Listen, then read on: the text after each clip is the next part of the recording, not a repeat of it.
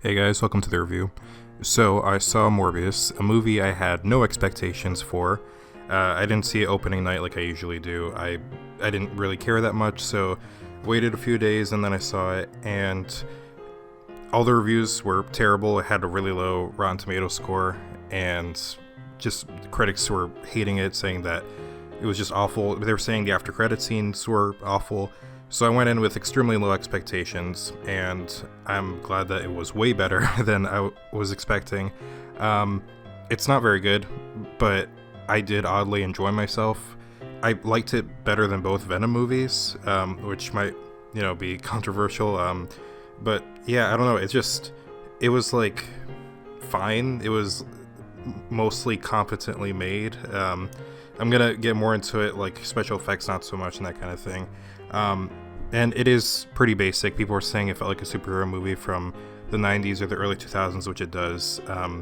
But it sort of just like does what those superhero movies did and doesn't do anything special, which isn't necessarily bad, but it's just not special. So let's talk about Morbius, specifically the character, played by Jared Leto. He was fine in it. I mean, he wasn't like great, but he wasn't, weirdo Jared Leto like usual. I think he's kind of miscast. I remember seeing the character in some animated stuff when I was a kid, like the Spider-Man animated series from the 90s, and I feel like skinny weirdo Jared Leto doesn't really work for that, but if in this interpretation of the character, it's fine, I guess.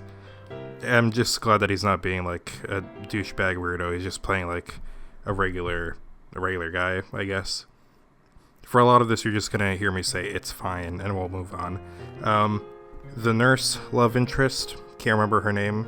I feel like her and Morbius didn't have a lot of chemistry together. It could have been explored more. There's hints that the script wants them to get together, but it doesn't really feel earned in the end. And there's some stuff that happens in the end that I'm gonna talk about in terms of Morbius' powers that I'm not sure were explained well. Matt Smith is the only thing in the movie that is not fine. Matt Smith is great in the movie. He was so fun to watch. He's just really good at playing villains and screaming. I love him in Last Night in Soho and now here. I don't know what movie Matt Smith thinks he's in, but I love it. He's just so over the top and goofy, very entertaining to watch. And I was joking with my brother, I hope Matt Smith watches the Rotten Tomatoes score just at that really, really low number, and he's just pleased with himself that it felt like Matt Smith was just like, oh yeah, this is just going to be a piece of garbage movie, I'm going to have fun with it. There's a weird scene where he dances and it looks like he's in a cologne commercial. Matt Smith is so much fun. He kind of saved the movie for me, honestly. I had fun, and a lot of the reason was Matt Smith. And then Jared Harris is in it as like the sort of mentor character. He's basically just your typical mentor, nothing real special. The special effects in the movie, not great. They do a weird blurry thing around Morbius, and people suspect they did that to hide the bad special effects. There's also a lot of slow-mo, and it looks really bad. The poses don't look cool or anything. My brother pointed out that they did that in Venom when Carlton Drake and Venom are fighting at the end of the first film. And yeah, it just doesn't look good. It just looks bad. The one scene in the movie that I liked a lot, that I thought was just cool for a few seconds, was there's a quote-unquote long take. It's done with CG, but it goes through a subway, and they're fighting in a subway, and I thought that looks really cool up until Matt Smith is like running up to the camera. He does that a couple of times, and it's in slow-mo, and it looks stupid, but in kind of a goofy way. There were a lot of unintentional laughs in the movie that my brother and I had, and the movie was enjoyable from just making fun of it perspective. Also, another very weird thing that my brother and I turned to each other during this scene. There's a part, no spoilers, you see it in the trailer, where Morbius steps into this like tank with a bunch of bats in it, and they fly around him, and the imagery looks like Batman Begins. But then the music goes, da-na, which is the Hans Zimmer, Christopher Nolan Batman theme, and when that music happened, my brother and I turned to each other, and it's like, how are they just like straight up ripping off the Christopher Nolan Batman movies? Like, I can't believe they're doing that. It's just so shameless that they did it. It's literally the same exact music. And the fact that my brother and I both non-verbally looked at each other when that happened just shows that it's not like both of us are, crazy. Like, we both recognize that. So yeah, I have so little to say about this movie. I know this review is going to be pretty short. I'm going to go into spoilers now, I guess. Here we go. Just know it's not very good. So, in terms of spoilers, I don't have a lot to say. Basically, just talking about the after credits that everyone says makes no sense because it doesn't make any sense. A portal opens up in the sky and Adrian Toomes shows up in a prison cell. And it makes no sense because that's going by the logic of Spider-Man No Way Home, but in No Way Home, villains are coming from other universes into the main MCU universe that knew that Peter Parker was Spider-Man. So why is this guy going from the MCU to the Morbius, the Sonyverse, if that's not how it worked in No Way Home? He should have just forgotten that Peter Parker was Spider-Man, like everyone else. So I genuinely don't understand what the hell the deal is with that. It seems like they just slapped it together quickly because they wanted to have 2 after credit scenes. It should have been cut. And also, maybe they felt they were going to be in trouble because those Michael Keaton scenes in the trailer are not in the film. So yeah.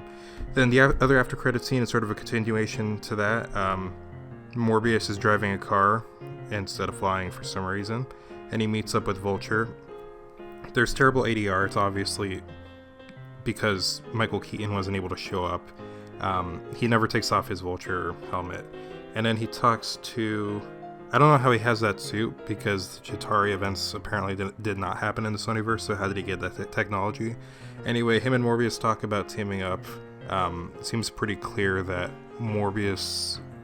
Jared Leto was inserted from a different scene, because the way he speaks shows... It just feels like they edited like 2 different actors together into this conversation just to create this after credit scene.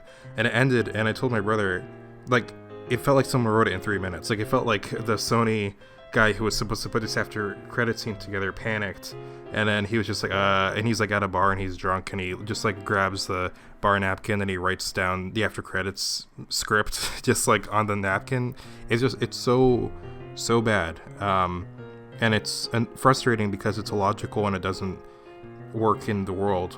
And I can't imagine what Marvel must be thinking when Sony just does this bullshit and fucks up everything. I love that in the Morbius trailers they're like, a new Marvel legend arrives, and it's like they're really leaning into the idea that this guy's connected to the MCU just through, crossing over universes. And, they need that just so people will go see their boring movie. It's not that boring. Matt Smith is great in it. He's very, very fun. Watching Matt Smith in this movie is like watching Bruce Campbell, kind of. It's just, it'll never be boring, no matter what movie he's in. So yeah, Matt Smith saved the movie single-handedly. And yeah, those are my thoughts on Morbius. Better than the Venom movies, but still not worth seeing in the theater. Yeah, I just did because I'm a completionist weirdo. So yeah, those are my thoughts on Morbius. Thanks so much for watching. Have a good one.